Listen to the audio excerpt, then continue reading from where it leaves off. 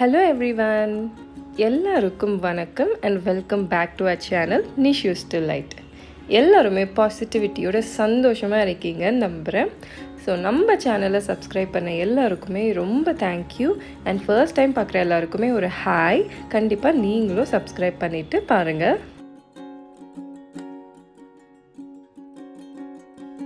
So இன்றைக்கி பார்த்தீங்கன்னா ஒரு வீக் எண்ட் உங்கள் கூட நான் ஷேர் பண்ண போகிறேன். வீக்கெண்டில் மோஸ்ட்டாக நான் குட்டீஸ்க்கு பிரேக்ஃபாஸ்ட் கொடுக்க மாட்டேன். ஏன்னா எந்திரிக்கிறதே அவங்களுக்கு 10 கிட்ட அந்த மாதிரி ஆகிடும். ஸோ மோஸ்ட்டாக பார்த்திங்கன்னா இந்த மாதிரி சீரியல் அதில் தான் நான் பிரேக்ஃபாஸ்ட்டாக கொடுத்துருவேன். அதுவும் ராகியில் பண்ண சீரியல் அந்த மாதிரி தான் நான் ரொம்பவே ப்ரிஃபர் பண்ணுவேன். ஸோ அதெல்லாம் கொடுத்துட்டு இன்றைக்கி டிஃப்ரெண்ட்டாக ஒரு ரெசிபி ட்ரை பண்ணலாம் அப்படின்ட்டு யோசிச்சுட்டு இருந்தேன். ஸோ சார்வியும் கேட்டுட்டு இருந்தால் ரொம்ப நாள் பாயசம் பண்ணி கொடுங்க அப்படின்ட்டு. ஸோ பாயசம்லேயே டிஃப்ரெண்ட்டாக இந்த ஸ்வீட் பொட்டேட்டோ இருக்கும் இல்லையா, அந்த கிழங்கு போட்டு ஒரு பாயசம் பண்ண போகிறேன். ஸோ இதுவும் நான் நிறைய வீடியோஸ் எல்லாம் பார்த்துட்டு அதுக்கப்புறம் தான் இதையும் ட்ரை பண்ணிகிட்டு இருந்தேன். இது அவுட்புட் எப்படி வந்ததுன்னு உங்களுக்கு நான் ஷேர் பண்ணுறேன். ஸோ ஃபஸ்ட்டு நெய்யில் கொஞ்சமாக அந்த முந்திரி திராட்சை இதெல்லாம் போட்டு லைட்டாக வறுத்துட்டு அதை தனியாக எடுத்து வச்சுக்கலாம். அதுலேயே நம்ம இந்த ஸ்வீட் பொட்டேட்டோ இருக்கு இல்லையா, அதை லைட்டாக பாயில் பண்ணிவிட்டு அதுக்கப்புறம் அதையும் போட்டுக்கிட்டு நெய்யில் லைட்டாக வறுத்து விட்டுருங்க. இப்போ இதில் மில்க்கும் ஆட் பண்ணிக்கலாம்.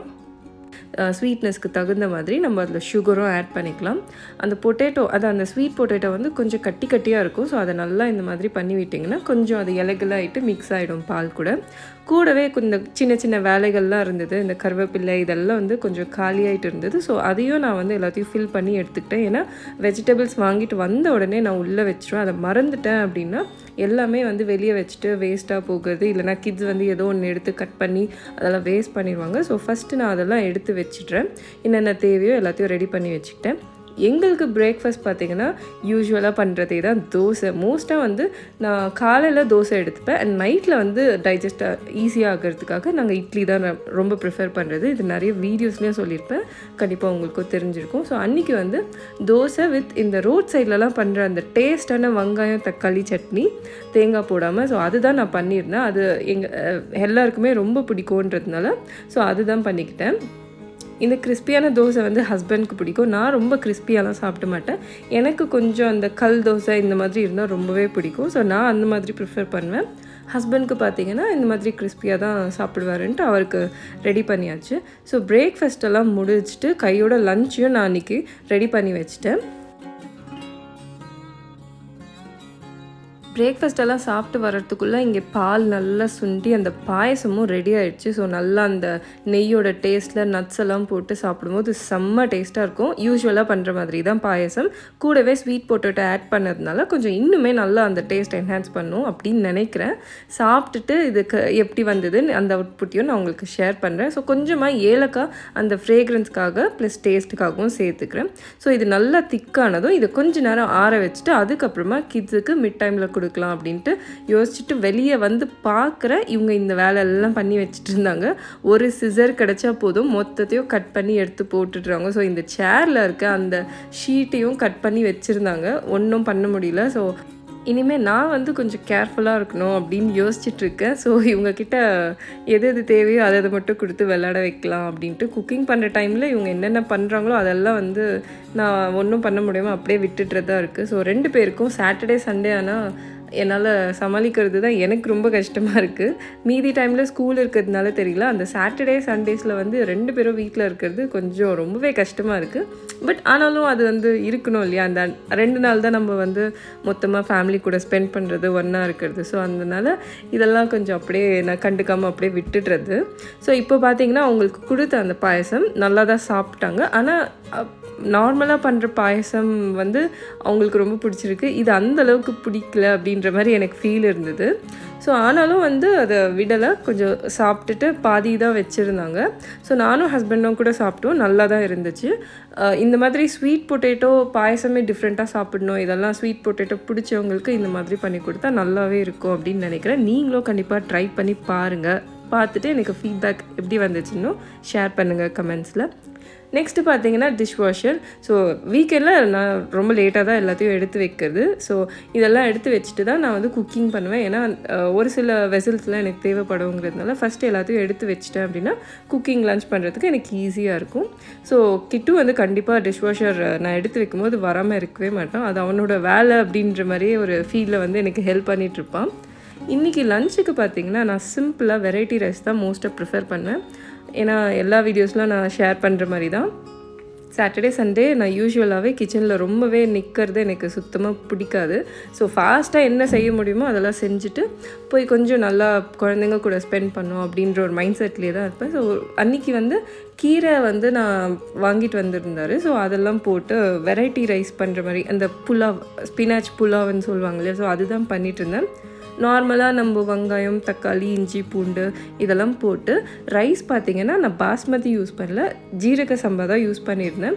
ஏன்னா அது வந்து டேஸ்ட் ரொம்பவே நல்லாயிருக்கும். இந்த மாதிரி வெஜ் புலாவ் அந்த மாதிரிலாம் பண்ணுறப்போ நம்ம ஜீரக சம்பா யூஸ் பண்ணிக்கிட்டோம் அப்படின்னா அது டேஸ்ட் ரொம்பவே சூப்பராக இருக்கும். ஸோ நீங்களும் ட்ரை பண்ணி பாருங்கள். அண்ட் ஒன்றும் இல்லை, ஜஸ்ட்டு நம்ம யூஸ்வலாக புலாவ் பண்ணுற மாதிரி அதில் கீரை லைட்டாக போட்டு மிக்ஸ் பண்ணி பண்ணிட்டோன்னா சூப்பராக ரெடி ஆகிடும். கூடவே கொஞ்சம் இந்த ஸ்ட்ரீட் ஃபுட்டில் அந்த கேபேஜ் பக்கோடா, அப்புறம் அந்த மஞ்சூரியன் மாதிரி பண்ணுவாங்க இல்லையா, ஸோ அதெல்லாம் பண்ணலாம் அப்படின்ட்டு இருந்தேன்.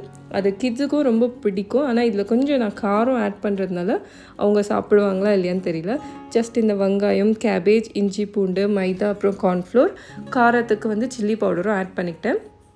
தண்ணி மட்டும் நம்ம கொஞ்சம் பார்த்து யூஸ் பண்ணிக்கணும். ஏன்னா அது ரொம்ப அந்த கன்சிஸ்டன்சி நம்மளுக்கு கரெக்டாக வரல அப்படின்னா ஆயில் ஃப்ரை பண்ணும்போது தண்ணியும் ரொம்ப இழுக்க ஆரம்பிச்சிரும், எண்ணெயும் ரொம்ப இழுக்க ஆரம்பிச்சிரும். ஸோ அதனால் தண்ணி மட்டும் கொஞ்சம் பார்த்து ஆட் பண்ணிவிட்டு பக்கோடா மாதிரி கொஞ்சம் கொஞ்சமாக அப்படியே போட்டு அதை ஃப்ரை பண்ணி எடுத்துட வேண்டியது தான்.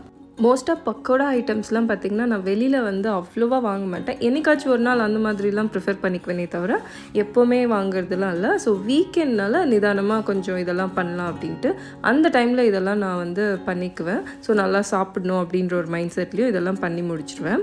அண்ட் இதெல்லாம் முடித்ததுக்கப்புறம் தான் வந்து கொஞ்சமாக எக்கும் ஆம்லெட் சேர்த்துக்கலாம் அப்படின்ட்டு கொஞ்சம் எக்கும் நான் போட்டுட்டு இருந்தேன். ஏன்னா கிட்ஸுக்கு கம்பல்சரி டெய்லி ஒரு எக்கு கொடுக்கறதுனால அவங்களுக்கு வந்து எக்கும் ஆட் பண்ணிக்கிட்டோம். ஸோ கூடவே நாங்களும் கொஞ்சம் எக்கும் எடுத்துக்கிட்டோம். எப்பவும் போல் கண்டிப்பாக ஒரு ஃப்ரூட்ஸும் நான் இன்க்ளூட் பண்ணிக்குவேன். ஸோ அதில் பார்த்திங்கன்னா அன்றைக்கி வாட்டர்மெலான் வந்து இது சீசன் கிடையாது, பட் இருந்தாலும் ஆன்லைனில் அவைலபிளாக இருந்துச்சு. கிட்ஸுக்கும் இது ரொம்பவே பிடிக்கும். ஸோ அதனால் அதுவும் கொஞ்சம் ஆர்டர் பண்ணியிருந்தேன். அந்தளவுக்கு டேஸ்ட்டு இல்லாத மாதிரி தான் இருந்துச்சு.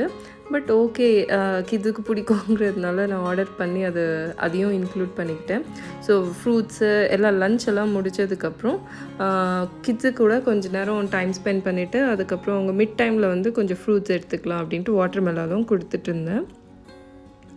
ஸோ 2 பேரும் பார்த்திங்கன்னா இதை மட்டும் குவைட்டாக உட்காந்து சாப்பிட்டுட்ருப்பாங்க. ஆனால் ஃபுட்டு வந்து இந்த மாதிரியெல்லாம் சான்ஸே கிடையாது அவங்க சாப்பிட்றதுக்கு. வாட்டர்மெலான் பிடிக்குங்கிறதுனால கொஞ்சம் சைலண்ட்டாக உட்காந்து சாப்பிட்டுட்டு இருந்தாங்க. ஸோ இதெல்லாம் கொடுத்துட்டு அதுக்கப்புறம் கொஞ்சம் நேரம் கழித்து தான் வந்து லஞ்சும் எடுத்துப்போம். இது பார்த்திங்கன்னா ஒரு அரௌண்ட் 12 o'clock இருக்கும். ஸோ அந்த டைமில் கொஞ்சம் வாட்டர்மெலான் கொடுத்துட்டா நல்லா டைஜஸ்ட் ஆகிட்டு லஞ்சும் கொடுத்துடலாம் அப்படின்ட்டு ஒரு 2 o'clock போல் லஞ்சும் கொடுத்தாச்சு.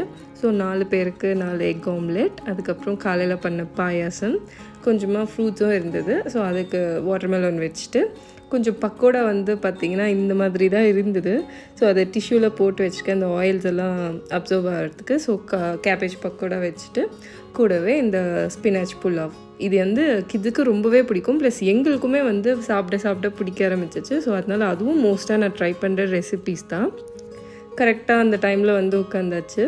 ஸோ 4 பேரும் இந்த மாதிரி ஒன்றா உட்காந்து சாப்பிட்றது வந்து இந்த 2 days ரொம்பவே நல்லாயிருக்கும் வீக்கெண்டில். மீதி டைமில் இந்த மாதிரி முடியாது. ஸோ ஈவினிங் வந்து பார்த்திங்கன்னா டிமார்ட் போகிற பிளானும் இருந்துச்சு, கொஞ்சம் க்ராசரிஸ்லாம் வாங்கணும் அப்படிங்கிறதுனால.